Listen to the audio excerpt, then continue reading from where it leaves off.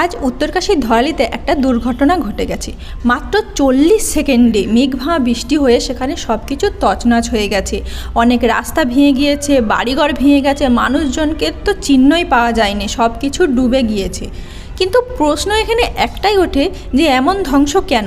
মাত্র 40 সেকেন্ডে মেঘভাঙা বৃষ্টি সব কিছুকে তছনছ তখনই করতে পারে যখন উষ্ণ ও আর্দ্র বায়ু পাহাড়ে ধাক্কাকে ঘন মেঘ সৃষ্টি করে। আর জলবায়ু পরিবর্তন এই তীব্র বৃষ্টিকে আরও ঘন করে তোলে। তাছাড়া এর পিছনে আরেকটা সবথেকে বড় কারণ হচ্ছে বন ধ্বংস, অতিরিক্ত গাছপালা কাটা। এক্সপার্টরা এই ঘটনাটা দেখে একটু অবাক হননি, কারণ তারা যে আগেই সতর্ক করেছিলেন যে প্রকৃতিকে এইভাবে যেন নষ্ট না করা হয়, প্রকৃতিকে আরও সুরক্ষিত করতে হবে।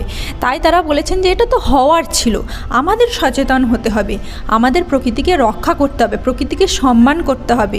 প্রকৃতি কিন্তু একটা বার্তা দিয়েই চলেছে, যদি আমরা এখনও না সাবধান হই, জানি না এরপরে আরও এমন কত ঘটনা হবে।